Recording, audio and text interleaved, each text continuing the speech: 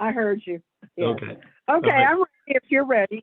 Yeah. We're ready. Everyone is muted up until you finish and call on someone. Okay. Good morning, members of the press and the Youngstown community. My name is Jackie Adair, former 8-year member of the Youngstown City School Board, who holds a bachelor's degree in combined sciences and a master's degree in business administration from Youngstown State University. Allow me to take this opportunity to say thanks to all of you who have supported me and my advocacy on behalf of our children and your tax dollars by electing me for 2 consecutive terms to that school board. Again, thank you. I've been asked to moderate today's media event as the topic and purpose of this gathering is to present for public consumption the main reasons for the ongoing, long-standing academic failures of the city's schools, which have most severely negatively affected the teaching and learning of the district's African American students. This gathering is also our effort to keep the promises made during our July 2021 meeting, when we established 3 action steps.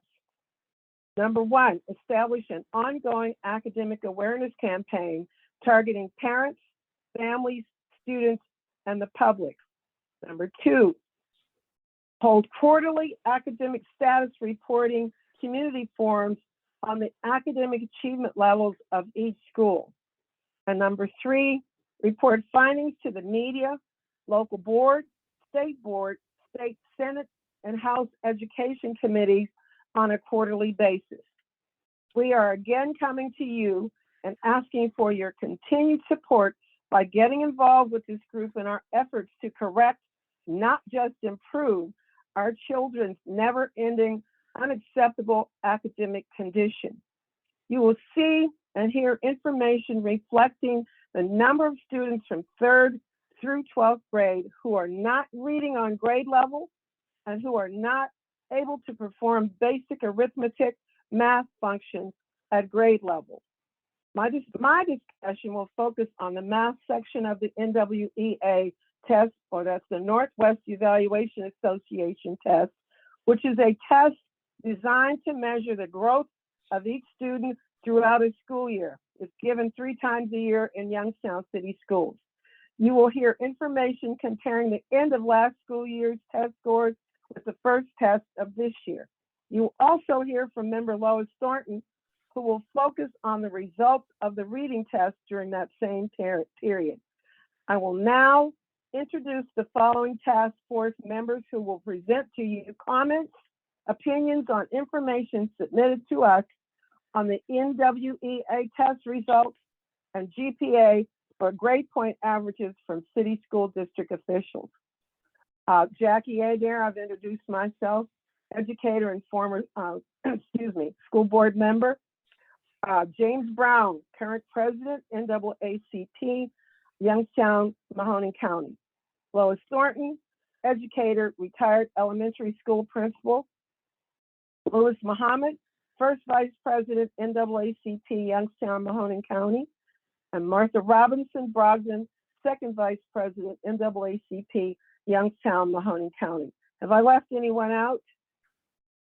I think not.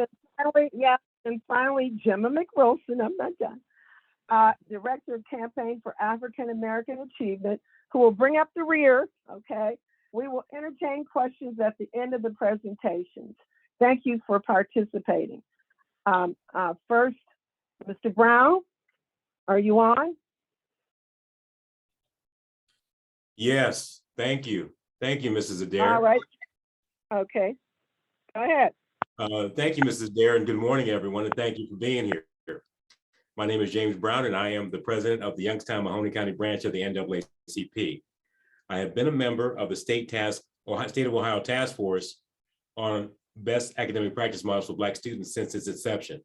I would like to take a moment to commend all of the members of this historic task force as we seek to advance equity and opportunity for Black students, Indigenous students, and students of color. The NAACP exemplifies grassroots activism for civil rights and social justice. There are 6 game changers for the 21st century that are the primary areas of inequity and inequality facing African Americans. Education, a free, high-quality public education for all. Every student will receive a free, high-quality, equitably funded public pre-K and K through 12 education, followed by diverse opportunities for accessible, affordable, vocational, or university education.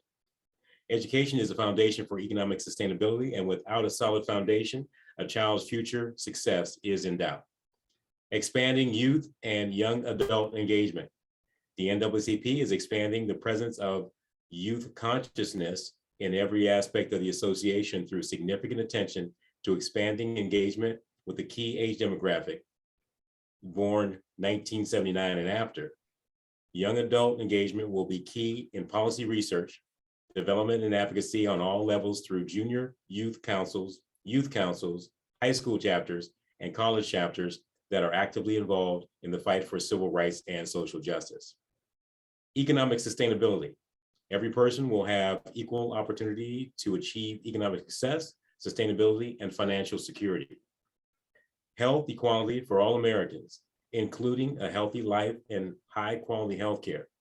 Everyone will have equal access to affordable, high-quality health care, and racially disparate health outcomes will end. Public safety and criminal justice. Equitable dispensation of justice for all. Disproportionate incarceration, racially motivated policing strategies, and racially biased, discriminatory, and mandatory minimum sentencing will end. Incarceration will be greatly reduced, and the communities will be safer. The death penalty will be abolished at the state and federal level, as well as in the military. Voting rights and political representation. Protect and enhance voting rights and fair representation. Every American will have free, open, equal, and protected access to the vote and fair representation at all levels of the political process by protecting democracy, enhancing equity, and increasing democratic participation and civic engagement. In June 2016, the district was charged by the state for failing to provide a free and appropriate education to students of the Youngstown City Schools, which violates their 14th Amendment rights. U.S. Supreme Court Brown versus Board of Education 1954 decision, Title I, Title II, and Title IV of the 1964 Civil Rights Act. Individuals with Disabilities Education Improvement Act, IDEA. The state report card for the district from the Ohio Department of Education is reflective of these violations, recording 22 years of F rating at a cost of more than $3 billion. In 1967, Dr. Martin Luther King Jr., in an interview with NBC News, expressed his concern for the continued struggle for genuine equality and the resistance that the civil rights movement has endured because of the invisible target of ambivalence and the delay tactics of an installment plan for equality. The struggle for genuine equality, for students to receive everything required to fulfill their education requirements under federal law, demands that all barriers be addressed by the fierce urgency of now.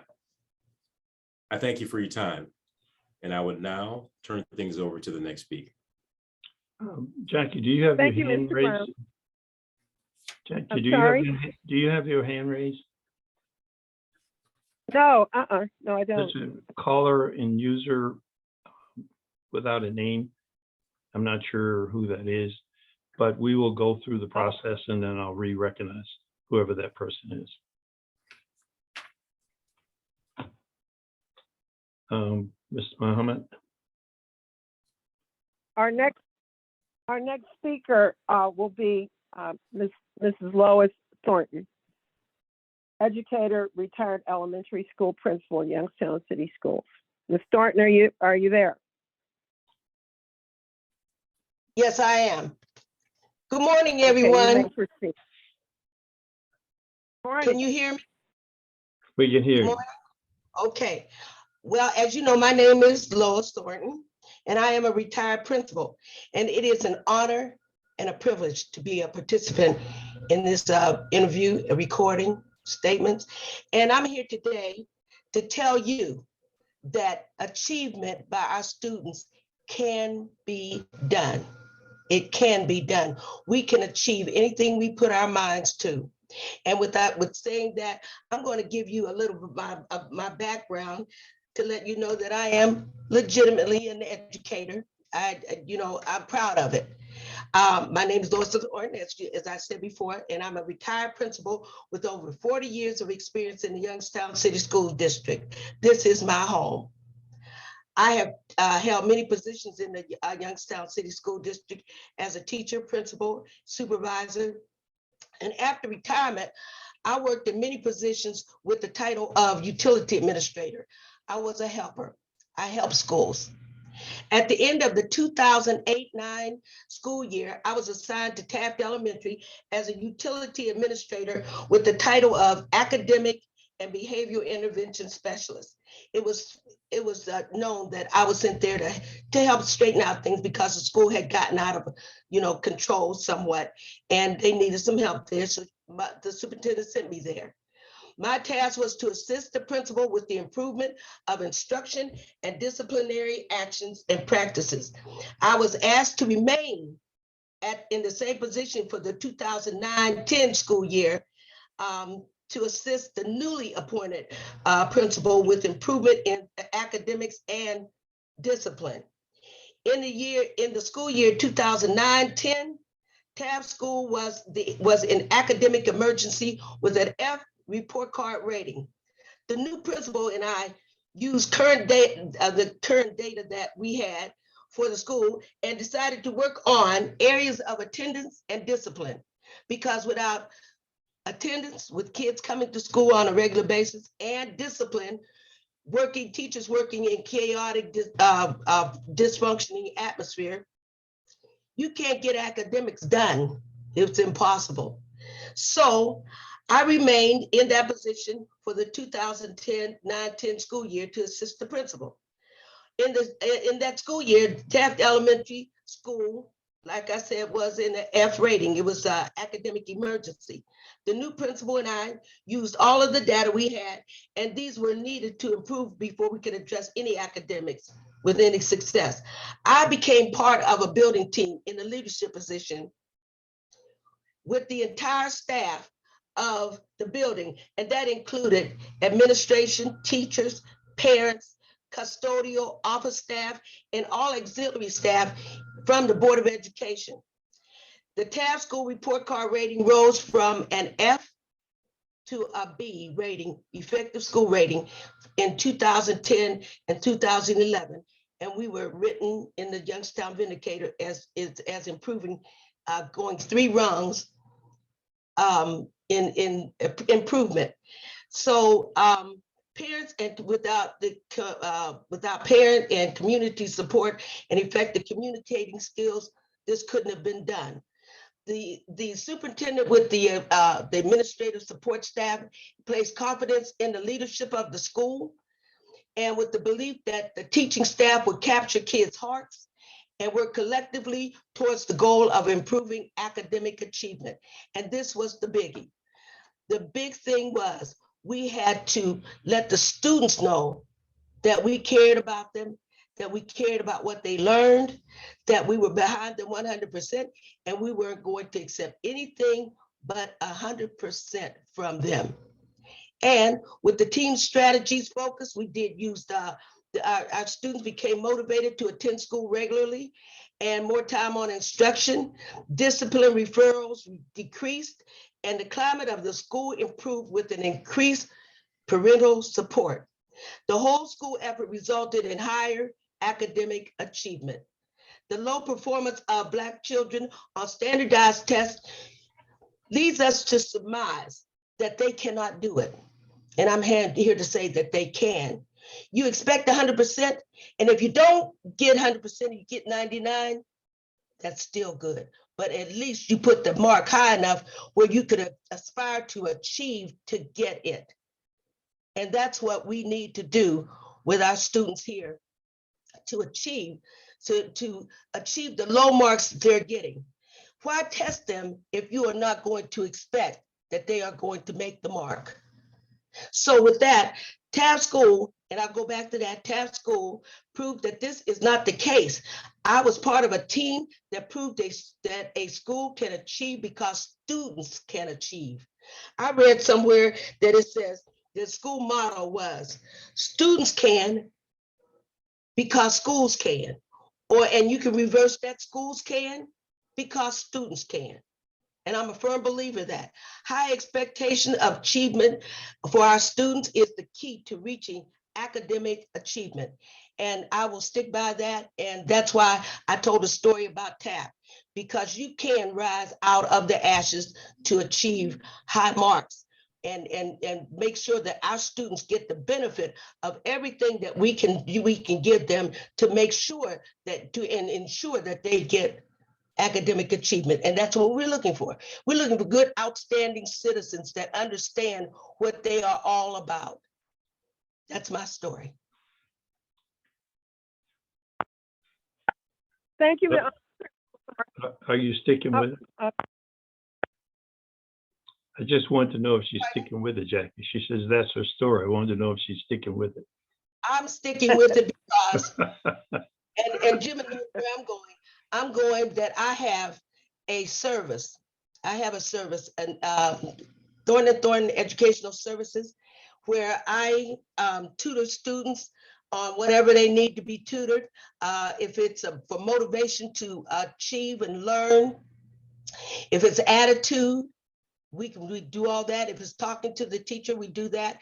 And I'm also a licensed child care center that I can service students through Jobs and Family Services from 5 to 14. So give me your tired, your poor, your yearning to learn, and I will help you out. Very good, Lois. Thank you so much. Thank you, Ms. Thornton. Thank you. The next speaker, Mr. Lewis Muhammad, are you on? Yes, I'm present. Thank you very much. You're welcome. Go ahead. Okay, I would like to just start by saying, in the name of the creator of the universe and revealer of all truth, I would like to say peace and good morning to everybody who's on today. My name is Lewis Muhammad. I'm presently the first vice president of the NAACP. I'm a member of the Community Education Oversight Task Force, and I'm a member of the Community High Commission. I'm a father of 4 and a grandfather of 4, and there's 3 boys and 1 girl in that lot. And as Ms. Thornton was talking about that, it caused me to reflect as I put that there, because when you expect higher of your students or your children, they will achieve higher. So I've yet, if I was superstitious, I would knock on wood, because I've yet to be to the police station dealing with my children, and my grandchildren have gone through college, which they've bested me some. So those are things that I'm proud of. And that's one of the most thing I'm proud of, is being a grandfather. You know, when the NAACP was first formed, people of African descent were being physically lynched. And they used to run a little flag out saying someone was lynched today. Now, that was back then, and they were being actually physically lynched. Lynching is to put to death without a lawful trial. So well-meaning people came together and formed a group, which is the NAACP, and they were groups, and they agreed that, you know, we need to oppose this inhumanity and fight against injustice. Today, physical lynching is still taking place through the Casual Killing Act and justifiable homicide, but there's a more deadlier type of lynching taking place. It's high-tech lynching. Mr. McWilson has a picture behind him, and in that picture you see Malcolm X and Martin Luther King. Martin Luther King was telling us why we can't wait. The Honorable Malcolm X, he talked about his time in school and how he referred to them as the killing fields. Why the killing field? Because they stick needles in the brains and destroy the desire of the youth depending on how they're being handled. That ARC piece, how people communicate with you. So his teacher told him Malcolm wanted to be an attorney, but the teacher told Malcolm, you know, a story about her people wasn't going to patronize him, and your own people won't be able to patronize you. She lowered his expectations by telling him that he would make a wonderful carpenter. And so that's why we can no longer wait. We have to continue to press forward. And I am grateful to be a part of this team that is moving forward in a fashion to follow through. Because if you don't follow through, you might as well have stayed on the porch. So today, this high-tech lynching is really under education. One of the ways is the under education of our youth, and that's putting them to death. Just look at the news and read the newspapers. Much of the crime is being committed because of the lack of money due to the lack of education. Some have money and lack of education to make a better decision. So in this community, it is going to once again take well-meaning people to bring our groups together to have some type of agreement and then educate each other, then move to use the laws to see to it that the youth are educated. Because this undereducation, we're seeing it in the news. We're seeing it all around us. Break-ins and all this stuff, because life is doing something, which what I'll talk about in the end of my remarks. On July 26, 2021, we made some points and action steps needed to move our community towards the goal of helping our youth by showing up trust in government. We talked about accountability and transparency. We talked about putting the needs of children first, with emphasis on the gap closing that's needed with the children of African descent. We talked about setting a standard of no child left behind and working for academic excellence for all students as the standard. Not this low expectation stuff, these low benchmarks and all this stuff that's going on. Just ask them to do it and then treat them kindly. And you probably will get better results. We raised the issue of receiving a quarterly report on the condition of the Youngstown City School Districts and its academic progress. A lot has happened since then. Newly elected board, fight for local control, state board's decision on a strategic plan. And I believe that the expectations of that plan is low. What are we going to do?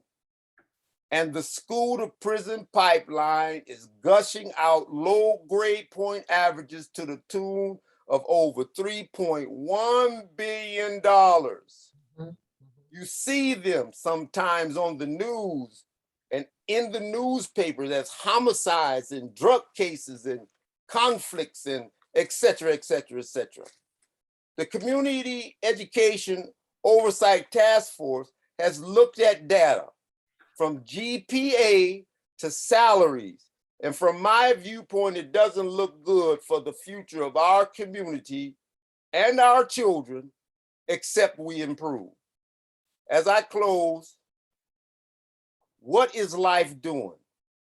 From the largest to the smallest form of life, including man and woman, all life is following the same command. And that command is to survive. And if we are not careful, surviving will take what Malcolm said, by any means necessary.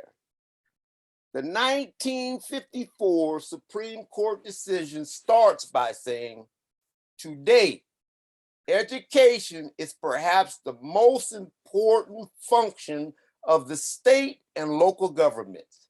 It ends by saying, such an opportunity where the state has undertaken to provide it is a right which must be made available to all equally. So I am asking us all that's on this line to take a deep look at ourselves. And I think Principal Thornton said, you know, who's accountable? And she said something about all of us or something. We need to look at all of us. All of us are accountable. And it takes a village to raise a child. So we've got to come together and be accountable.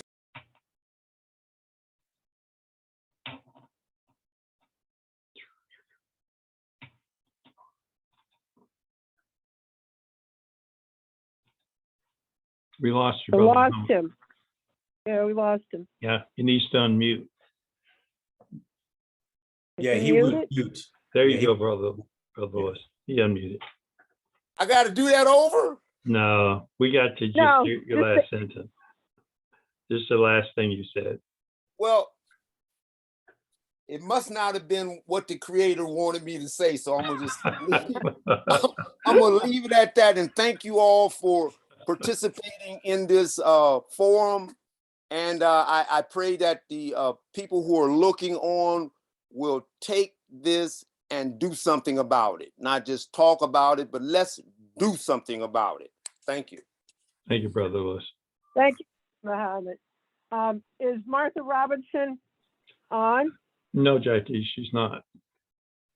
She's not on. Yeah, she had to go to Okay. work. Okay. Then I'll be the next speaker, and then Mr. McWilson will, or do you want to do your results first, your data first, Mr. McWilson, and then I'll make a few remarks about the NWEA math test score results. It's your call. Okay, well, why don't I do this, and then you can present your actual data, Okay. and then we'll entertain questions, comments from whomever. Okay. Okay, the results of the NWEA math results are disturbing at best. Some of this is due to what I call the COVID slide, which is a topic I raised at school board meetings last summer when the board voted on the first academic improvement plan, which was sent to the state superintendent, who rejected the plan because of the extremely low math targets, 16%, 14%, and 17%. And I think Mr. Muhammad mentioned the fact that our expectations, and I think Ms. Thornton also made mention of that word, expectations, indicate by those targets, we didn't expect, and I said this, didn't expect very, very much of our students over the next 3 years in terms of their math performance. I was basically chided and said that, no, that's not true. That's not true. It's not about expectations. It's not about expectations. Well, I don't know what it is. If that's what you're telling the community, the state, the students, well, we only expect 16% of our third through fifth graders, I think, 16% in 3 years to be able to be proficient in math. And the middle schoolers, 14% of them, and then the high schoolers, only 17% of them. And then they submitted, well, after rejection, then the board and the team came back with 33% across the board in terms of math performance on the NWE, on the targets, okay? And that leaves 67, 68% of our students not working at a proficient level in math over the next 3 years. And Mr. McWilson reminds me all the time that in 2 of those years, the targets don't change. And that's true. They don't change. They remain at 33%. So there is no upward movement on the math test for our youngsters. So the NWEAs again that's a test to identify whether the students have grown from one quarter to the next. And the results are disturbing, and Mr. McWilson will share that data with the group when I'm done. There's some reasons I've come up with for what's wrong. Why? Math is my area. That's what I've taught, middle school math. That's what I've taught over the last 10 years or so. And so that's why I'm focusing on math. And so I come up, and I've also, by the way, I've also been a general foreman, a manager, a supervisor. And so all of these things that I'm mentioning to you, the rest of these things I'm talking to you about, have to do with my business experience in terms of operating an effective unit for a public entity. So where I go, and I've gone over this millions of times at board meetings and with superintendents and CEOs, and they've not done a doggone thing about it. And that's staff attendance. Staff attendance is unacceptable, and that is a problem. So we heard Ms. Thornton talk about how her kids came to school more regularly. Their attendance improved. And so is ours in some instances here in Youngstown. But so what if the kids come to school when the teachers don't? So the district, as well as other districts around the area, could not hire enough substitutes to cover classes because our regular teachers don't come to work. As a matter of fact, Mr. CEO Jennings made reference to the fact that in one given period, and I don't recall if it was a week or a day or what it was, but whatever it was unacceptable. There were 104 teachers who reported off, 104, okay? And so what's happened as a result of that, folks, is that the state legislators voted to allow people who have graduated high school to hold substitute teaching positions. There's no college degree required like as it was. And the only other requirement is that you have to be out of high school 3 years, no less than 3 years, and you have to have a clean background check. So the basic basis of this problem is that staff doesn't come to work.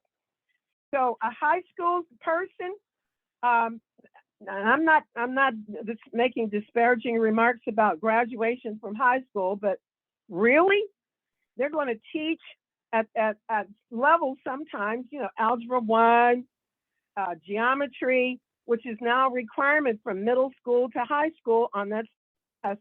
Really? Okay. So then the other problem, our district has not been able to hire and retain certified math teachers. This has been a long-standing problem as far back as when East, if you recall, that when East, I forget who the superintendent was, decided to put 7th and 8th graders back in East High School. And so East at that time, not when I went to school, but this was in the last 10, 12 years, East High School was 7 through 12. And there was a 7th grader that came to a board meeting and who basically told the board, don't hold him accountable, him and his classmates, accountable for not doing well in math because they had substitutes. They didn't have a math teacher, okay? So that's still the situation as we speak. We've not been able to hire and retain certified math teachers. Now I've suggested, along with Mr. McWilson and maybe some others, especially now that we can Zoom in, and even before that, when I took, and this has been some years, maybe, I forget, 15 years or so ago, when I was taking some classes at YSU, one of our instructors could not be in person. So he would be, they didn't call it Zoom at that time. He'd be on a screen and would lecture, okay? So I brought this to the attention of former Superintendent Steve Stola, that we use the college math instructors, college professors from wherever, YSU, Kent, Akron, wherever, okay? to instruct our math classes. And then you could have a substitute in the classroom just to be like a monitor. To date, that hasn't happened. We are still struggling to hire and retain math teachers. So the district at that time decided to use a computerized math program, the results of which indicate that has not been very effective. Of course, once you see Mr. McWilson's data. The problem as I see it begins in the elementary grades. Who is teaching arithmetic in K through 3? After 3rd grade, students are introduced to algebra, pre-algebra, and geometry. Who's qualified to teach those two disciplines? Because our elementary teachers, usually they don't focus. Their focus is on the English language art stuff and social studies, not math. So there's a problem. So I'll conclude by repeating this statement I made at the July 26th media event. If district leaders are not and have not demonstrated the ability to get the job done, then it's time for a change, and not with the same bunch. I remind you of the saying that crap rolls downhill, not from the bottom up. Qualified leaders with demonstrated knowledge, skills, and ability have to be the order of the day. And I would also admire and give Mrs. Thornton an attagirl, because it was her, based on her leadership, that she was able to help turn Taft around, and as evidenced by the fact that when she left Taft, it went to hell in a handbasket, academically and with discipline issues as well. So we have to focus, folks, on demonstrated people with knowledge, skills, and ability when we put folks in charge of our buildings and in charge of our district. So with that, I conclude. Mr. McWilson, you're up. Okay. I'm going to share a screen with you. I'm going to go through the PowerPoint rather rapidly because you can have access to it, so I won't have to dwell on it. I will pause at certain spots that are important. This is for family members, anyone that is interested in advocating for educational excellence. And I will say that, and it will appear in the PowerPoint. If we don't get to mastery and educational excellence as the goal, we're always going to shoot for a D, and we're going to get an F for Black kids and a D for other kids. That's just what the data shows. It's not an emotional reaction. It is what the data over time shows. And in the last quarter century, that's been consistent. So with that, I'm going to share my screen with you and put up something that we hope that parents will be able to use and you will be able to use. And I have to set some background for it as we go into the numbers, because this is designed to be put out on social media, on everyone's Facebook, Instagram, across the board. So we're really sending the message to them. Now, hopefully you will be able to see my screen, and I will endeavor to ensure that I go speedily along, and that way it won't be that much of a problem. So with that, I'm going to get started. If you have any questions, I'm going to go through it. We'll go through a question and answer and concern period as was stated, and then we can kind of go from there. So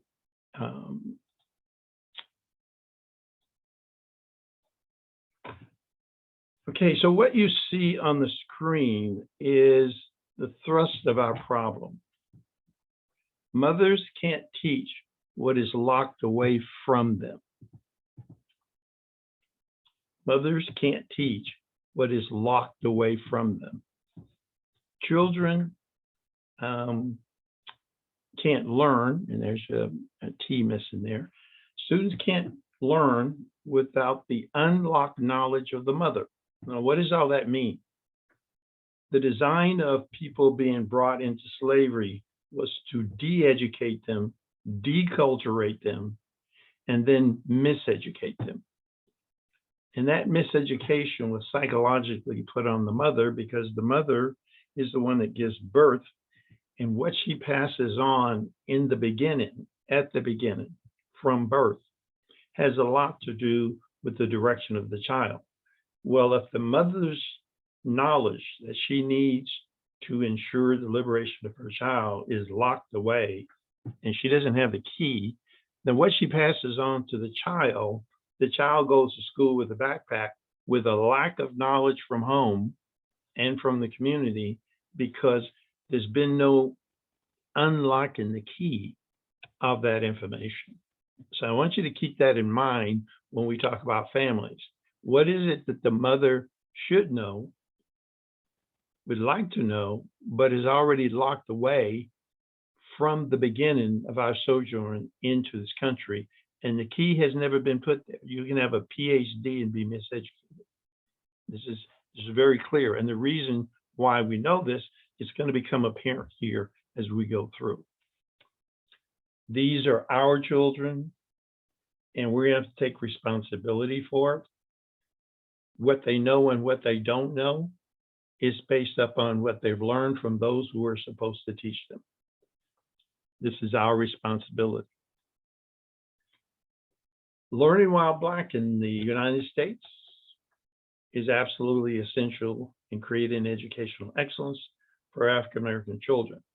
Dr. Janice Hare and her husband are prolific writers in this area, and she recounts having sent her child to a $20,000 a year private school and wound up having some of the same problems they were having in public school at $20,000 a year.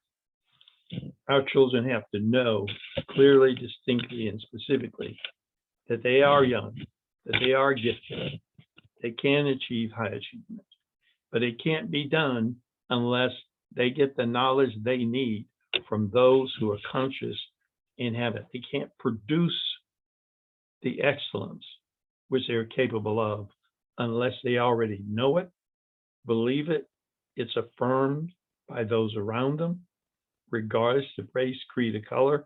It won't happen.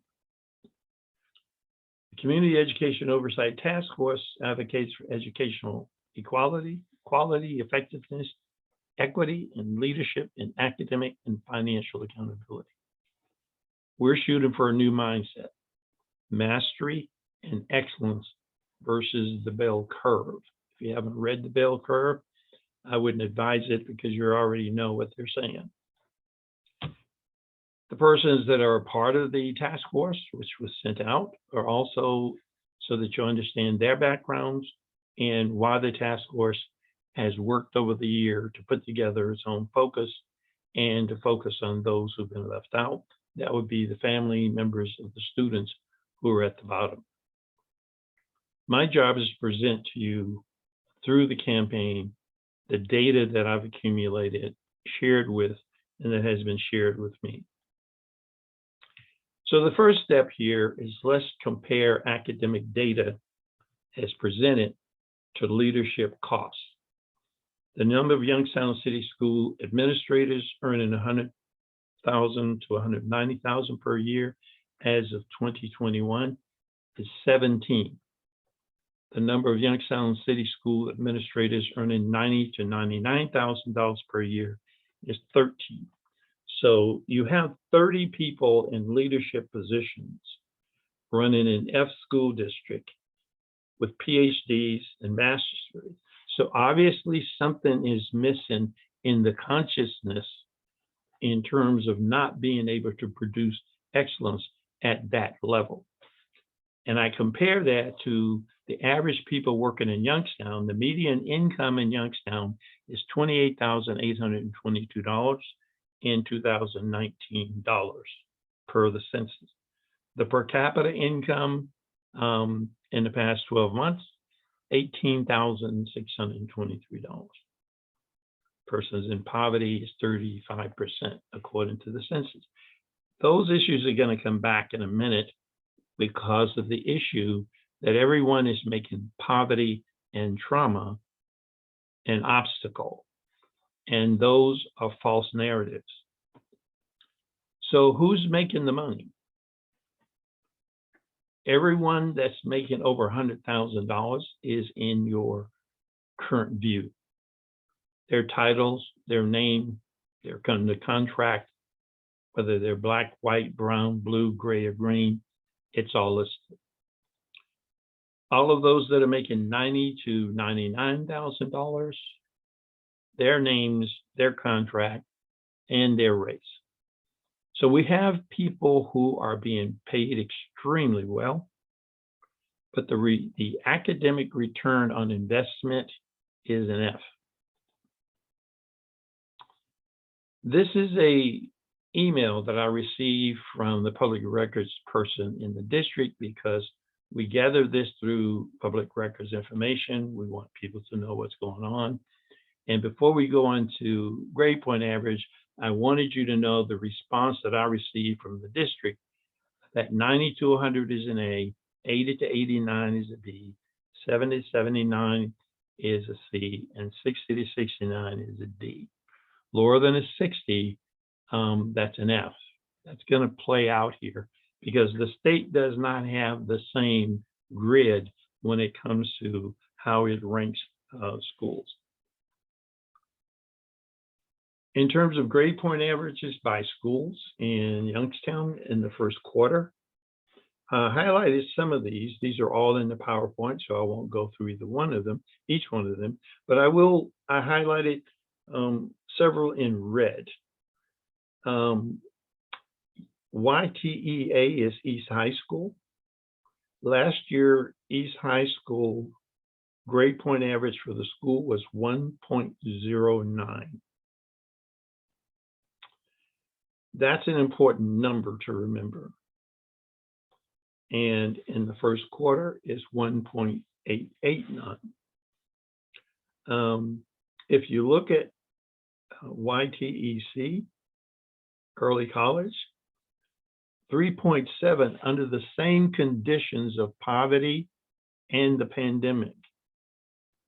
So something says something happened that they were able to compensate in whatever they did, and that needs to be studied because it should be applied to East. They're only 1.5 miles to 2 miles apart. Rand Early College Middle School was at a 3.07 as a school.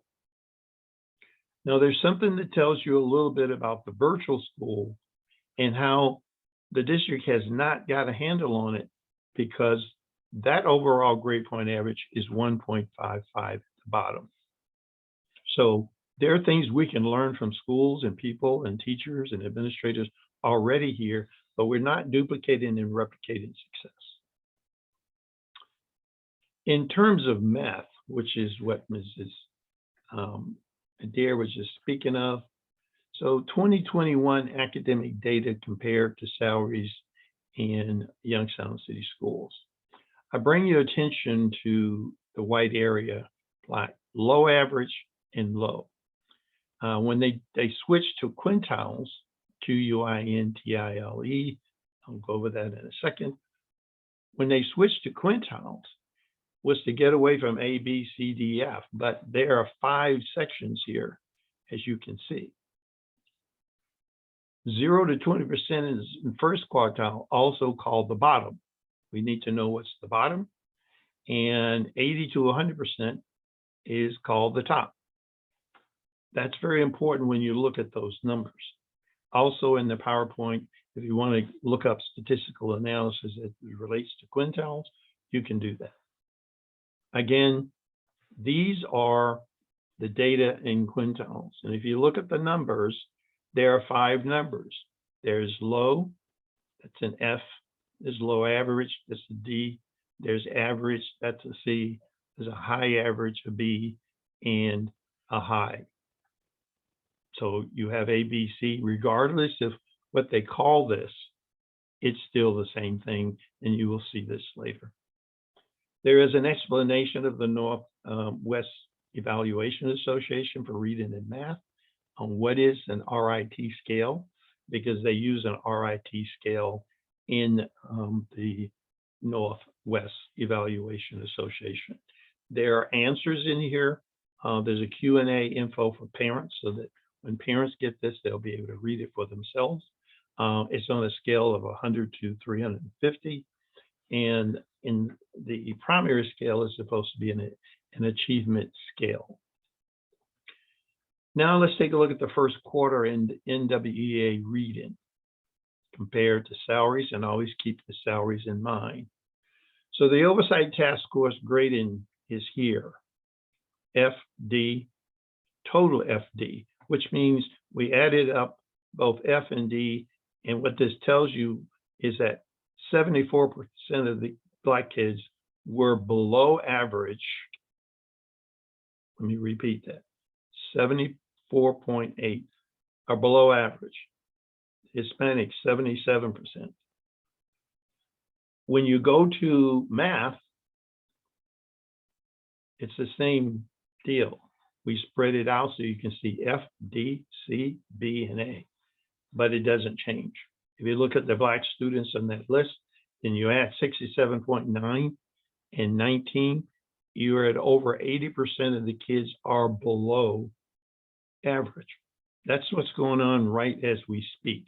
This is real time data, which is why we're doing this on a quarterly basis. So we don't wait to the end of the year and in September, they tell us they failed, but they're going to do better the next year. We want to know right here, right now, what's taking place. The second quarter review that we'll be doing, that will be coming up. And what are the expectations? We expect that the F, the low rated numbers, will fall. The D, low average numbers, will fall. And the C, average, will increase. And the high average will increase. And the A's will increase, because the expectation is the interventions at the FD level, if effective, quantitatively put in place, will reduce those numbers of students, because each number represents a child. It's what are we doing with those children?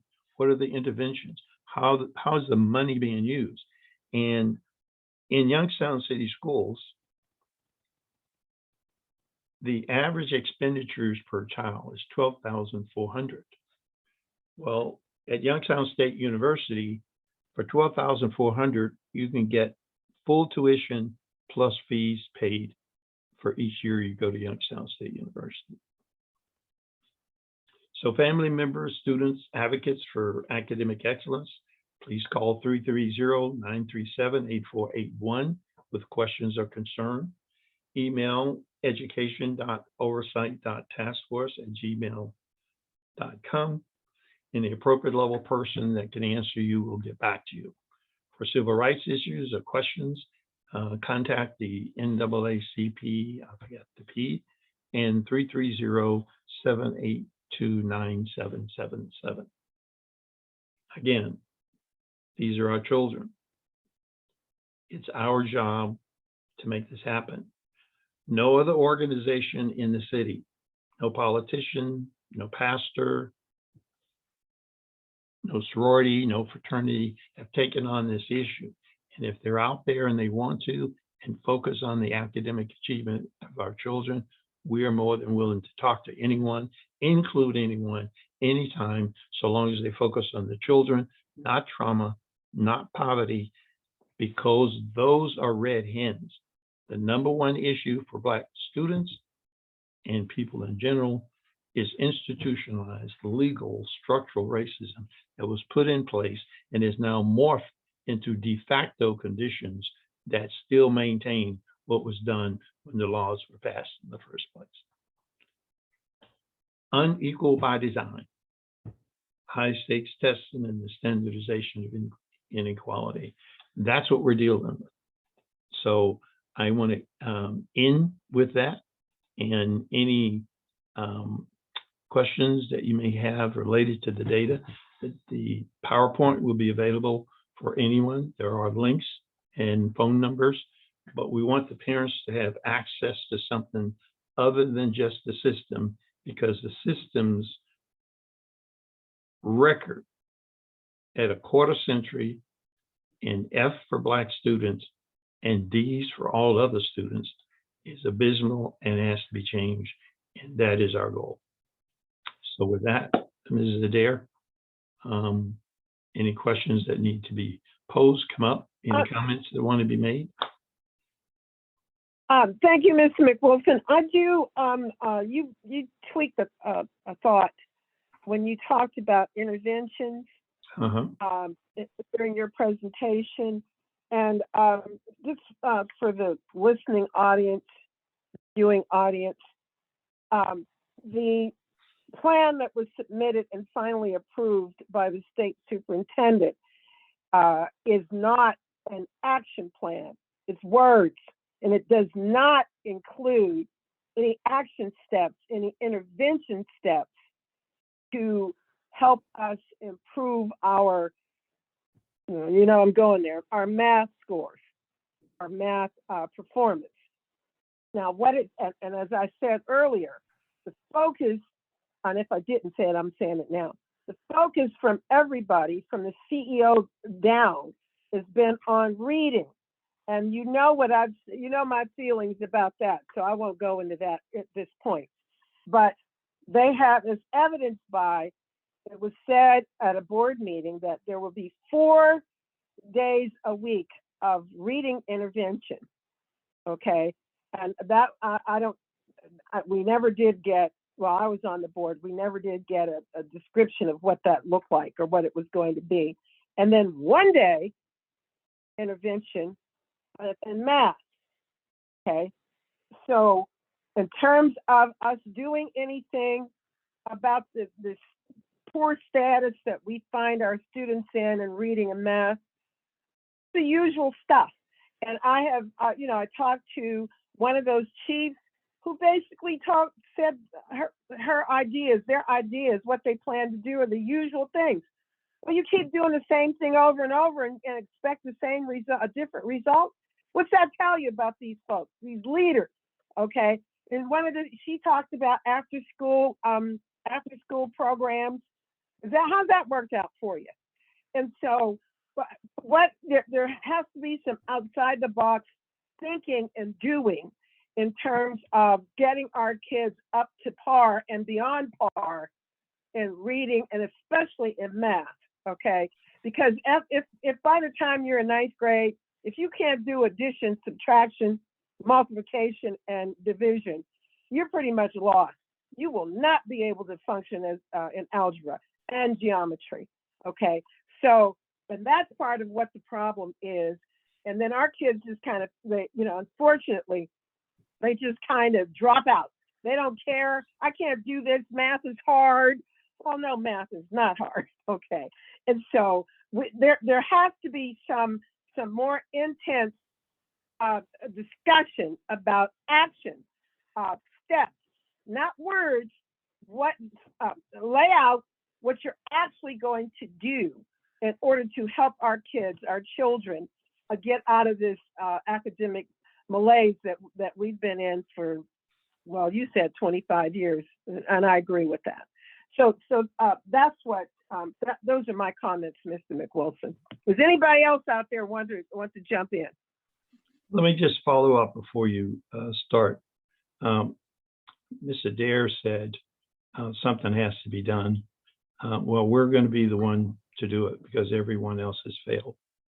I mean, that's just, the reason I raised the issue of ran early college, ran early middle college, is because it is being done right here and they're taking direct action, they're getting direct results.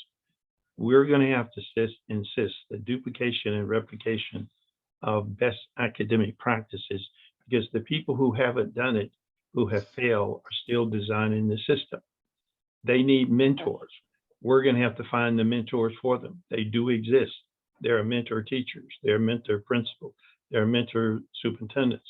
But just for the audience, that the first plan that went in, because we had mentioned Steubenville so often because of a study that we did and the Cleveland Plain Dealer did. They did not want to be compared with Steubenville. Steubenville is 100% poverty. They have children in the system. They have Black children, white children, other children, and they are achieving. They're still striving in certain areas, but they are achieving, and they're on our best practice playlist. So they know things that the people who are in the system either know and do not wish to do, and therefore our kids still are undereducated, or they don't have the will, skill, and resources in their mind to get it done. Now you can have the resources, 12,400 is sufficient, and you can have the skill, but if you don't have the will to do it, it's still not going to get done. So Mr. that's McPherson, going to be on us. Yes, Ms. Thornton. they had on TV the other day, they were saying that it is recognized that the students are behind and that they need more one-on-one contact. I'm here to say that the help is out there. Right. And I'm doing everything that I can to make it noted that those people that are willing to help them have come to me and said that I am willing to help them in any kind of manner that for one-on-one tutoring, educational services, attitude adjustment to make them want to achieve is out there. And we have to get the word out. And it says, who's going to do it?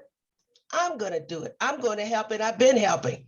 But it has to be recognized that there is help out there, and help is on the way, because they're saying it right on TV, right in your face. And sure, Mr. Adair, should be a higher focus on math. But if you can't read it, you can't do it. You can't be the reader. And more focus is given in books on focus with math, because math rules everything. Math does count, just like reading counts. So we have to give them all of it. And sometimes it is the delivery of what we do. It is the delivery and to whom it is delivered to makes all the difference. And parents, the worst thing the parents can say is, I did not know. Well, this is a focus that you do know, and there's people behind us. Everybody on this screen is behind us promoting that there is help out there, and help is on the way, and help has been there. Philip? Yes. You're muted, Philip. Philip, can you unmute? Who's up? Who's up? Philip is Yeah, who's raising up? his hand. Okay. Philip is raising his hand. Okay. Okay, Mhm. okay, I'm okay, I'm all right. Okay, all right. Okay, I'm gonna just say this real quick as a businessman and I was educated, but I was a super sub. I didn't have my, I didn't get my teacher's license, well, for personal reasons, but I was still certified. The thing, what I'm just going to say to you right now, this is what everybody who's a parent who owns or rent property is going through. This is your electric bill, okay? And what happens, most of these people, because of just like what you were saying, Jackie, about the math and Lois, and how math adds up, okay? This will kill your pocketbooks, okay? Because I've been doing this. I've been with Ambit Energy for 4 years now, and there are people who are millionaires doing what I'm doing. And then there's people who will look at me and laugh at me and tell me to get out of their face, or this won't work, and so forth like that, okay? But the white folks, okay, I mean, I have some in it, but the white folks are making millions, doing what I'm doing right now. And I'm doing pretty successful with it myself. But the thing with it is what happens is there's what I call obscured language, and it's on your electric bill, and it's on the back of your electric bill. And if you don't know how to read and decipher these words, they will rip your pocketbooks, in part. If you read the February edition, this February edition of the Buckeye Review. I put a whole article in it. I broke it down as much as I can. It explains about producer consciousness, you know, the whole works, all the way through and to end on what we should do. I even mentioned about the students in school. I mentioned about, well, how corporate America steals and robs millions and millions of dollars, and the poor brother with a gun because he didn't get his proper education in school, just like he was talking about, Brother Muhammad, end up in prison, okay? Because he doesn't know about how to do white collar crime. I'm not suggesting that you do white collar crime, but see, this is the game, this is the capitalistic game that they play with us and so forth. They don't want you to learn. You know, once again, just on your utility bills, I see people lined up at the Catholic charities. They're at the HEAT program. They're at on the PIP program. It should never be on those type of programs. And they're, oh, Mr. Warren, no, I'm dead serious. You don't have to be on those type of programs. But those are type of programs geared to say, well, you poor, well, you don't know how to read and write. Well, we're going to put you on these programs. And they charge you a higher rate. It actually costs more money to be poor. Seriously, it does. It costs you more money being poor than it does being educated. And I had the proof. I have the hidden figures. You know what I mean? I try to tell everybody. I write a monthly column in the Buckeye Review. And matter of fact, I'm amazed and astonished, okay, the people who just don't get it, okay? We just don't get it. Like in the school system and so forth, you know, with the kids, and I'm gonna get off here in a second. You know, with the kids, do you know I was doing a 11th grade English class, and this Mr. Warren, go in and make it work your magic. And Lois, I was just like you. I said, listen, kids, I'm gonna tell you one thing. We at the bottom of the barrel right now. And I said, do you know the competition that you have by the time you're a senior, you leave out here, you won't be ready for it? Okay, because I'm talking about Ursuline, Moody, you know, Boardman and all these other schools, you know, that's out there. Well, you are all the same age, okay? And what are you gonna have up here compared to them? Can you fill out these resumes and so forth like that? And you gotta remember, if your school system says F's, and now with me being, you know, if I was employer, and you coming out of East or one of these schools that has all F's, who do you think I'm gonna hire? I said, just think about it. So, you know, this lack of education is saying, I don't care. I don't care. When a kid tells you, I don't care, you know what that is? It's nothing but fear.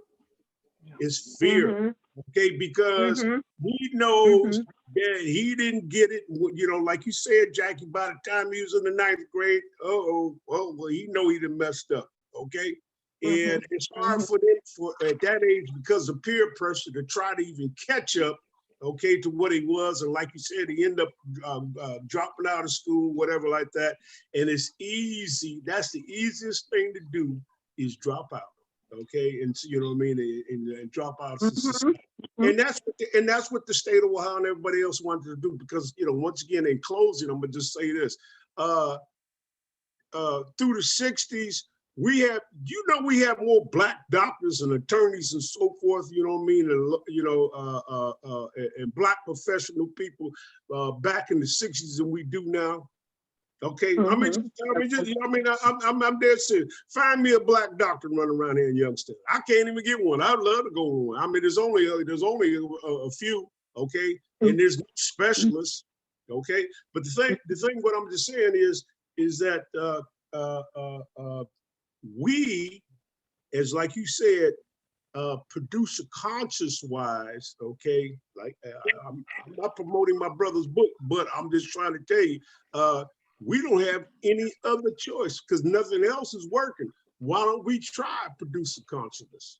Why don't we try it? Why don't we try to see if it works? Because just because it worked for me, but I'm just saying, I really believe it'll work for students because just like you said, Jimmy, we need a new mindset.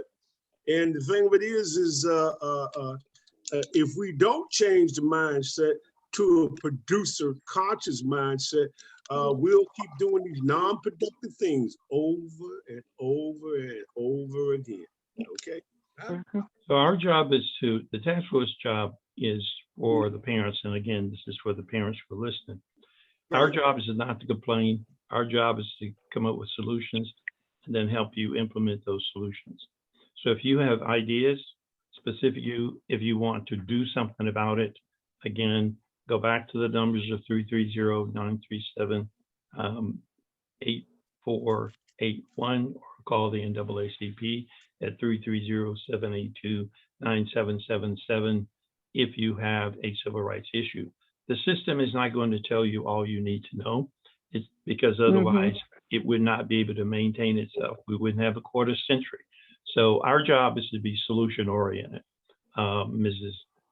Thornton has already said she's already doing something that has a place. I know Mrs. Adair is working with her, but we have to go before the board and we have to look at some of this stuff. That's why the data is important. If you've got 80% of the kids below average, you take that to the board. That has to be, that's when a press conference comes in. This is the discussion so the parents can understand. But we have to demand excellence, and we have to demand that if they get paid, they produce. And that hasn't been done before. So from this juncture on out, the solutions we have to put them on the table, make sure they're tried and tested. We can cite where they work, how they work, who makes them work, make the connections. And I would suggest one of the next steps we can do is each one of us call a university, a historically Black university, and ask if they have an education department. I just talked to Central State this past week, and the Dean of Education is going to participate on a panel later on, which I'll talk about that we can get out there. But the deal is we're going to have to bring those people to the table. Mrs. Moore and I are working with a young group, the Ohio Collective, and they're just had a 4-day retreat working on a 50-year plan. So there are young people that are working on this stuff.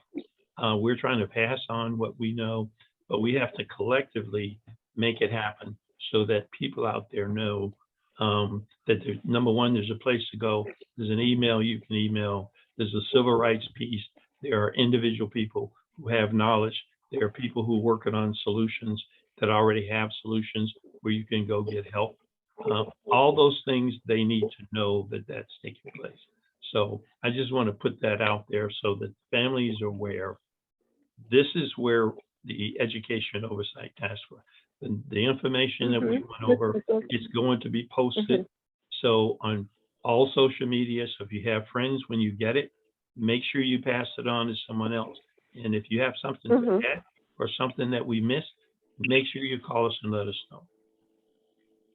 Mr. McWilson, this is Jackie again. Before we end this, I would ask, in terms of solutions, solution-oriented discussion or actions, one of the other issues facing our buildings is a undisciplined environment.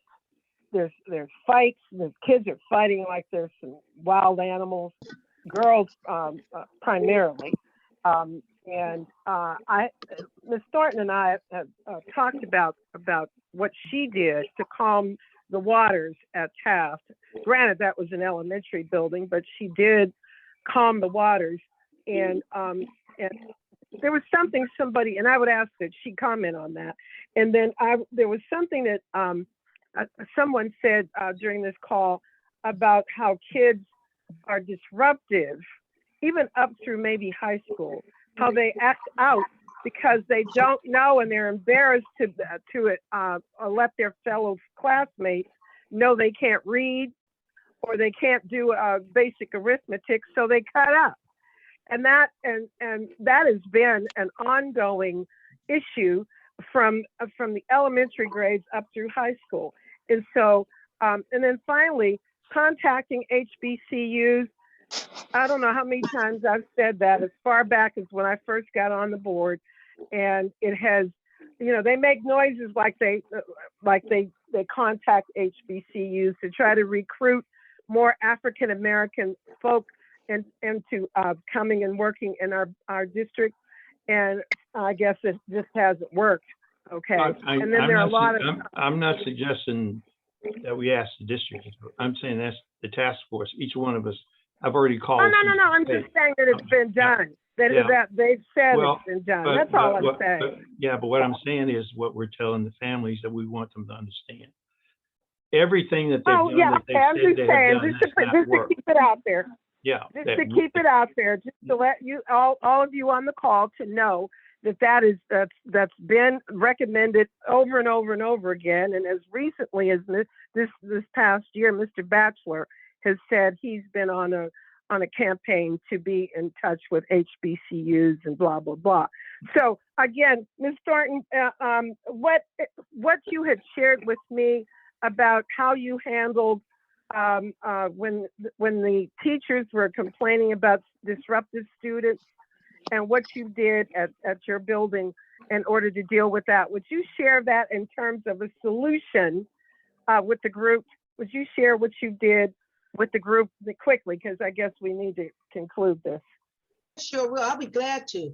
First of all, you have to recognize misbehavior from having anxiety or whatever it is that they bring in the door with them. So we had to in-service our teachers to recognize what misbehavior is. Sometimes kids were grieving and it wasn't misbehavior. It was not misbehavior. Teachers cannot teach in chaos, but they need to learn what they are looking at in terms of when the students come to school. So one of the things that we did with the teachers, we had in service. Now, in service was it's not done to you, it's done for you and with you. In service is not just you sit and get. You have to know what you're looking at in terms of what student population comes into your school. So this is what we did.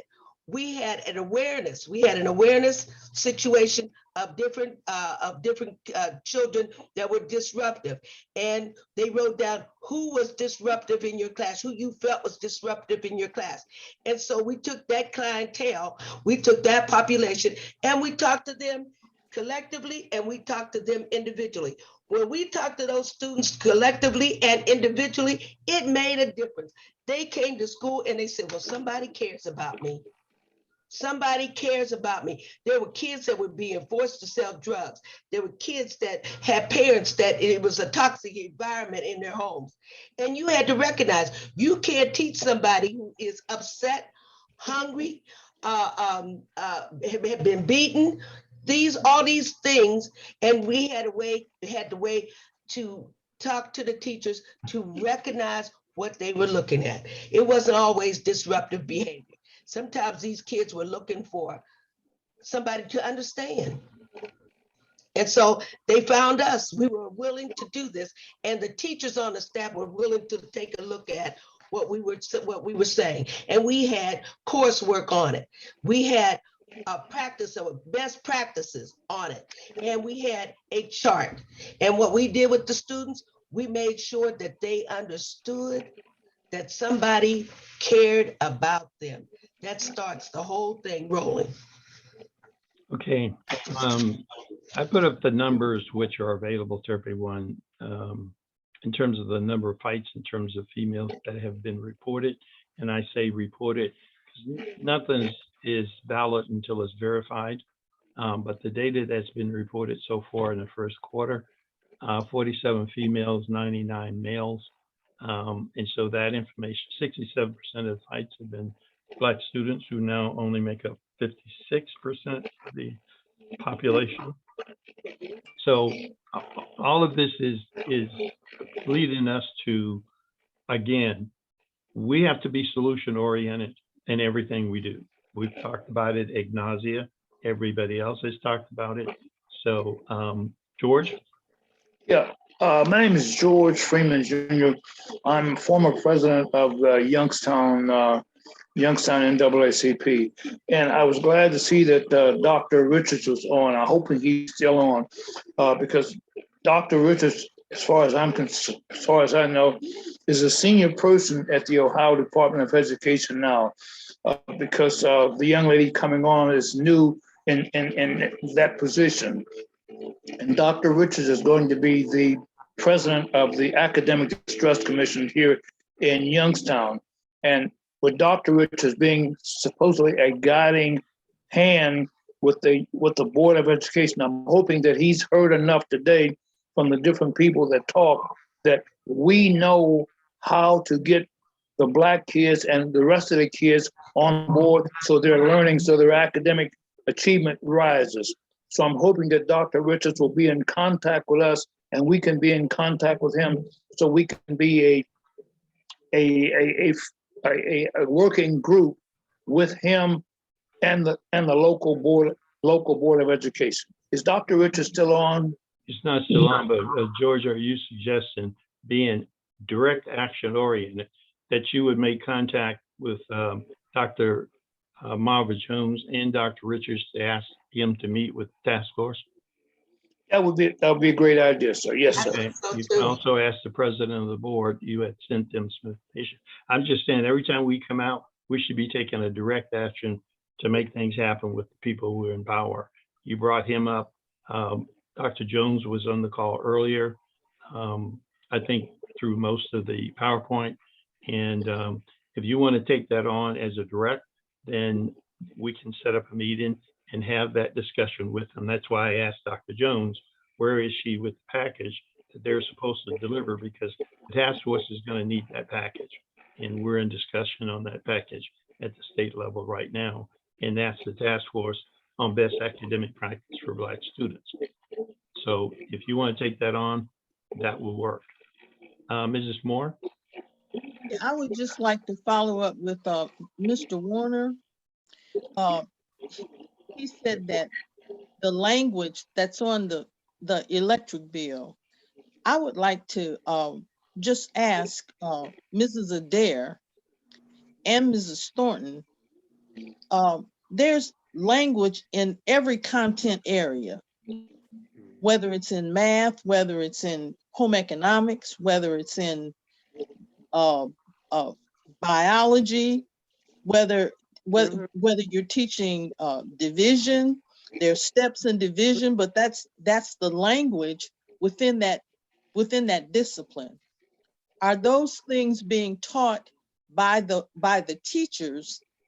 And I'm not talking about by subs or by licensed teachers. I'm talking about the teachers that, well, even if they're subs, if they have that information, if they know what the language is for the specific discipline they're there for.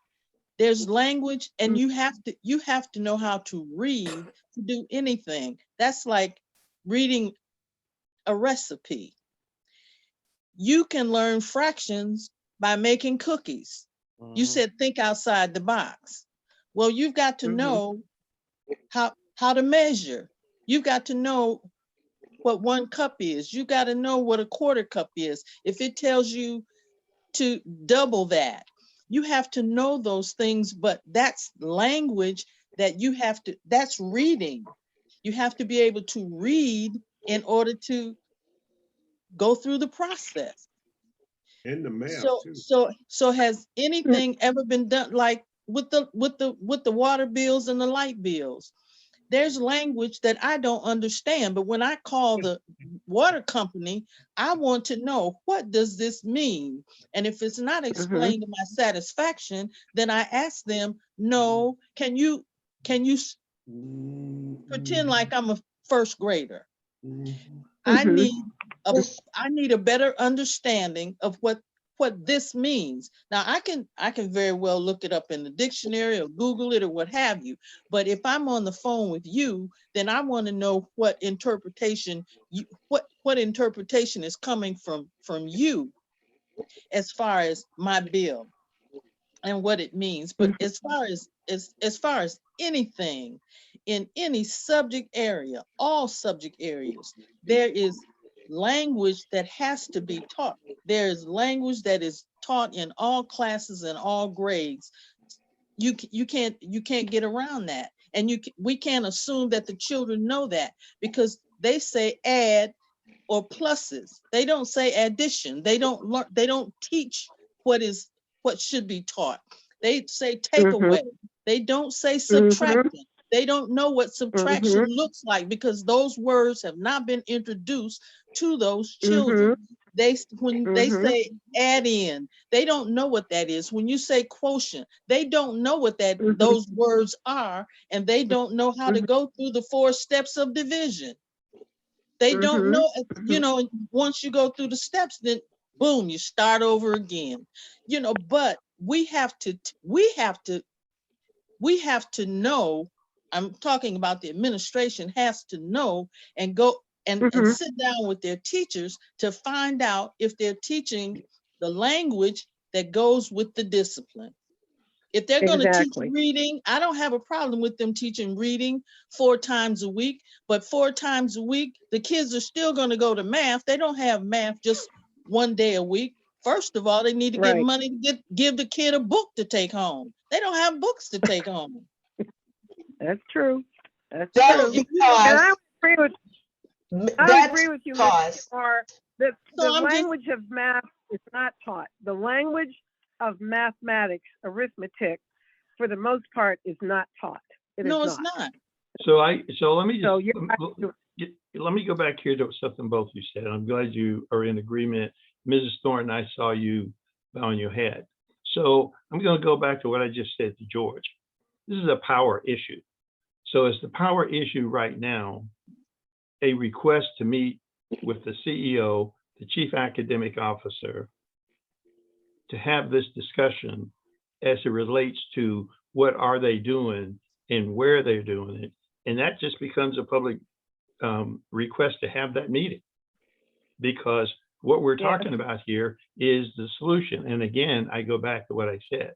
I'm going to accept their data, but verification and validation is necessary for me to believe it. I want the data first, but then I want the verification, validation that it's going to be done. And when I brought up interventions, there's been nothing put out there except what's in the plan. And as a task force, that's what we're taking on, to go to the power and say X is Y. It's what Lois is doing. It's having a meeting with them and say, okay, we've got a person right here at a school that's still right here that was at an F and they took it to a B, and you can consult with the person who's now a principal in Canfield. They're the team that started the process, and they can help you analyze and evaluate the people that you need to do the same thing. It's not like it can't be done. So, and she is not getting contracts because that's against political, they're satisfying political favors. And So I'm saying know what it is, Lois. And I'm saying to this group that as a group, if we go to the board and we go to and put it at the feet of the elected official, we go to the board and we go to the city council, we make this an issue. You've got to have people who know what they're doing. That's why we talk about best practice. We know what best practice is. And if you're not using it, it's beyond nonfeasance. At that point, it becomes malfeasance. And one of the best things that you said, it is being taught, but not consistently. Where it counts, where it counts is what they're seeing on the state test. It is not being done consistently. And Jackie is correct. She is correct when she said math counts, and it does. Yes. But you brought up a point that the language of it, and what if you couldn't make that phone call and you had to depend on, this is where my standpoint is. My standpoint comes from the beginning, would give you the skills to figure it out if you can't call somebody. Because a lot of times you can't call somebody because they are in the same shape you are. So that's why you can't be the reader. You can't be the reader, but you have to put all of these things collectively and teach the kids consistently that you know that they understand the language, kilowatts, whatever it takes to understand why your bill's so high or you don't have a bill, why you didn't get a bill. Brother Lewis, raise your hand up. Yes, sir, my hand was up. I just wanted to maybe cross the tracks a little bit, and I don't want to give nobody no ammunition against my culture, But my story is that in ministry, I had people who were adults that were very older who couldn't read. And I would try to encourage them to learn how to read. And of course, we know the people who are getting paid, we're on the right track to getting them to do their best to make sure our students are educated and become scholarly. And I just wanted to encourage the adults that are the parents of the children that if you have a handicap yourself, it did not hurt me more than, you know, trying to teach my children mathematics. And when I got to the point where my intelligence ran out, see, when I was in school, I got in a fight in the gym and I broke my ankle, and I loved math. And during that time when I wasn't able to come to school, I missed some technical language, because in mathematics, if you miss the laws that govern, I think it's MSDA, multiply, add, I missed that. And I never did close the gap. I never was able to catch up. And I'm just saying that for other parents that may be in my shape. I mean, I did get my daughter up to a level in mathematics where she went on to do calculus, but I had enough math to at least become a journeyman carpenter, because that's a major thing in carpentry is you got to know geometry, some algebra. You need to know some of this stuff in order to compete. I mean, and because of a little tutoring, I mean, I passed the test so high, they had to put this African boy out first and ahead of everybody else.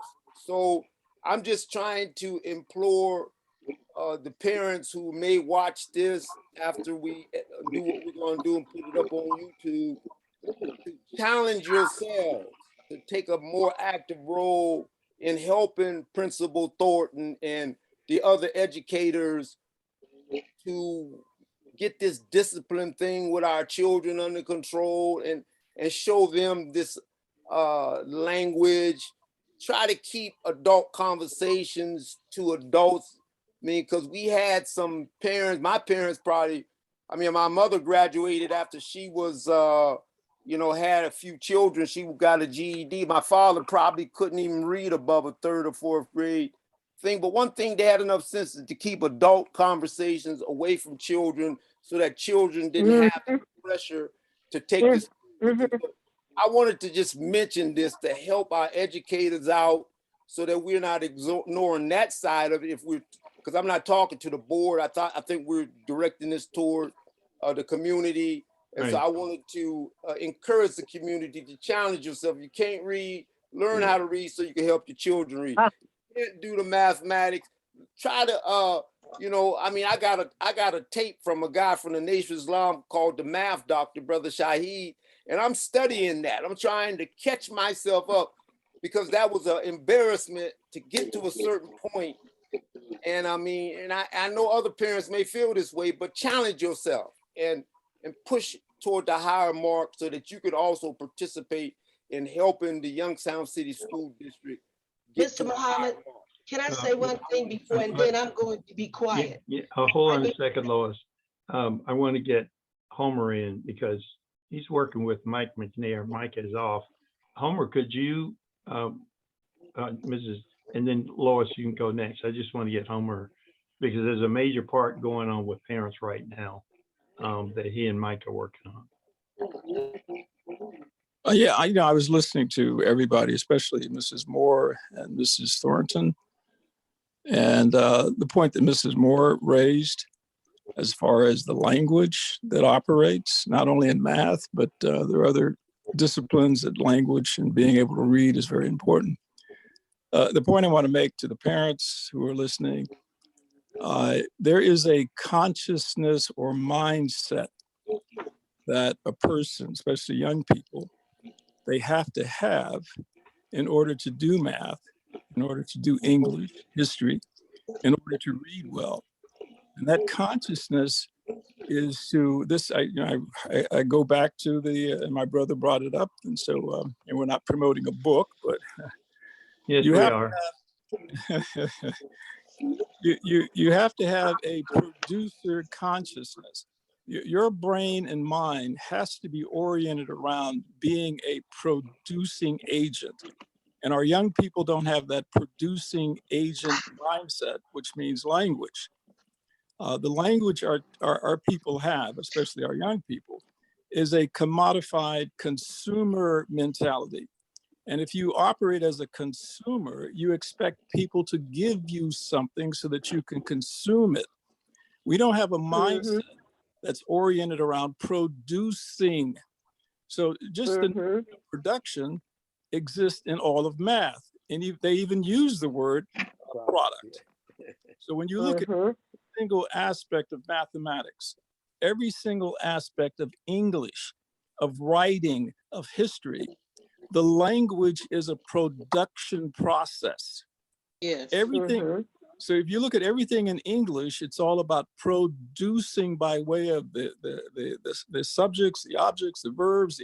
Those are all production activities. And our young people, and even adults, we have a consumption mindset, which makes others parental, which makes others dominant over us in terms of dictating how we think. And we have been told to think like consumers, which is a slave, receptive child mentality. So the point I want to raise with everybody, especially Mrs. Moore and Mrs. Thornton, see, I can go through every specific aspect of Mrs. Thornton's a successful approach to her schooling. And I can take every detail that she had and I can show her how probably her success was based upon operating from a producer's proposition. Yes. Treating the children as producers of their excellence. So the thing, the bottom line, we have to change our mindset, our consciousness, because our children do not have a producer's consciousness, a producer's mindset. And it's that producer's mindset that is at the base, the heart, the foundation of every discipline: mathematics, reading, science, history. So I really enjoyed Mrs. Moore's point. I enjoyed Mrs. Thornton's point, and Mrs. Adair, no question about your argument about math. But I think we have to recognize there is a fundamental idea that we're ignoring. And I would say historically, as far as a social consciousness, as far as civil rights, I think historically we've missed the main ingredient of oppression. Oppression deals with the mind, and oppression dealing with the mind uses language.